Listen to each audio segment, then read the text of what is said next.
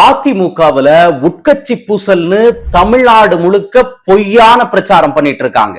ஆனா அதுல உண்மையே இல்ல. பொதுவா உட்கட்சி பூசல்னாவே ஒரு கட்சியில உறுப்பினரா இருக்கிறவங்க அந்த கட்சி மேலையோ கட்சி தலைமை மேலையோ இல்லன்னா நிர்வாகிங்க கூடயோ ஒரு வகையில உடன்படாம இருக்கிறது தான். ஆனா அதிமுகவுல அப்படியான உட்கட்சி பூசலே கிடையாதுன்னு தான் சொல்லணும். அதிமுகவுல இருக்க மேல்மட்ட நிர்வாகிகள்ல இருந்து கடைநிலை தொண்ட வரைக்கும் ஒற்றை தலைமையா அவங்களோட பொதுச் செயலாளர் எடப்பாடி பழனிசாமிய உணர்வு பூர்வமாகவும் உள்ளன்போடையும் நீதிமன்றங்கள் மூலமாகவும் சட்டப்பூர்வமா ஏத்துக்கிட்டாங்க.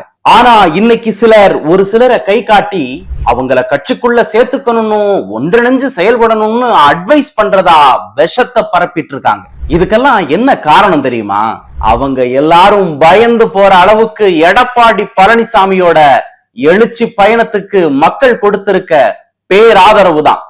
ரெண்டாவது, கட்சியில ஒருங்கிணைக்கணும்னு அவங்க கை காட்டுறவங்க எல்லாரும் ஏதோ ஒரு வகையில அதிமுகன்ற பேர் இயக்கத்துக்கும் அதை உருவாக்குன புரட்சி தலைவருக்கும் அதை வெற்றிகரமா வழி நடத்தின புரட்சி தலைவி அம்மாவுக்கும் 2 கோடி தொண்டர்களுக்கும் அவங்களோட முன்கள வீரனா இருக்கிற எடப்பாடி பழனிசாமிக்கும் துரோகம் செஞ்சவங்க தான். ஓபிஎஸ் அதிமுகவுக்கு எதிரா எம்ஜிஆர் கண்டெடுத்த சின்னமான இரட்டை இலைக்கு எதிரா தேர்தல்ல நின்னவரு. கட்சிக்கு அவரால் கொடுக்கப்பட்ட பிரச்சனைகள் கணக்கில் அடங்காது. சசிகலா இவங்களும் கட்சியில இருந்தும் கட்சி பொறுப்புல இருந்தும் நீக்கப்பட்டவங்க. டிடிவி தினகரன் இவர் அதிமுகவில இருந்து நீக்கப்பட்ட பிறகா தனியா கட்சி தொடங்கி நடத்திட்டு இருக்காரு. இவங்க அத்தனை பேருமே கட்சிக்கு பல வகையில துரோகங்களை செஞ்சதால அதிமுகவில இருந்து நீக்கப்பட்டவங்க. அத்தோட இவங்க அதிமுக அடிப்படை உறுப்பினரே இல்ல. அப்படி இருக்கையில உட்கட்சி பூசல்ங்கிற வதந்திய பரப்புறது யாரு? சசிகலா, டிடிவி தினகரன், பன்னீர்செல்வம் அதிமுகவில உறுப்பினரா இருந்தாங்கன்னா உட்கட்சி பூசல்னு சொல்லலாம். ஆனா உறுப்பினராவே இல்லாதவங்களை பத்தி பேசி அவங்கள திமுகவில இருந்து பிரிஞ்சு போனவங்கிற பிம்பத்தை கட்டமைக்க முயல்றது கோழத்தனம், அரசியல் நாகரிகம் இல்லாத செயல். இந்த பொய் பிரச்சாரத்தை தொடர்ந்து பரப்பிட்டு வர்றது மூலமா மக்கள்கிட்ட குழப்பத்தை உண்டு பண்றதுதான் இவங்க வேலை. இது இல்லாம என்டிஏ கூட்டணியில யார் சேரணுங்கிறத பத்தி அதிமுகவும் பாஜகவும் இணைஞ்சு இன்னப்புற கூட்டணி கட்சி தலைவர்களும் சேர்ந்து முடிவெடுப்பாங்க.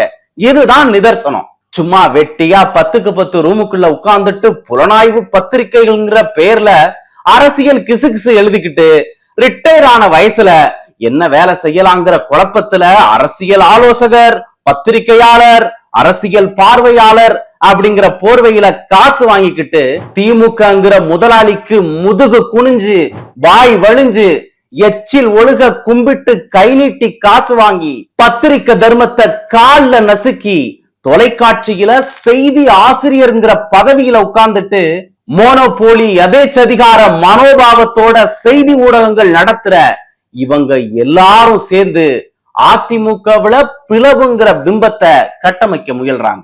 அதிமுகவுல இவங்க எல்லாம் சேர சொல்றவங்க எல்லாரும் கட்சி தலைமைக்கும் தொண்டர்களுக்கும் எம்ஜிஆருக்கும் ஜெயலலிதா அம்மாவுக்கும் துரோகம் செஞ்சவங்க. கட்சியை விட்டு வெளியே போய் கட்சியை காட்டி கொடுத்தவங்க.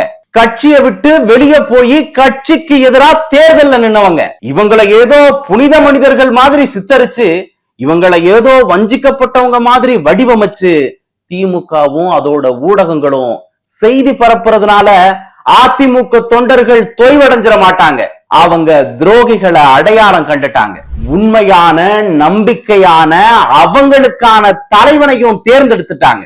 இனி தேர்தல் களத்துல கழகத்தோட ரத்தத்தின் ரத்தம் ஒவ்வொருத்தரும் தன் லட்சிய சின்னமா இரட்டை இலைய வெற்றி பெற செய்வாங்க. எடப்பாடியார முதல்வர் ஆக்குவாங்க. இதுதான் சத்தியமான உண்மை.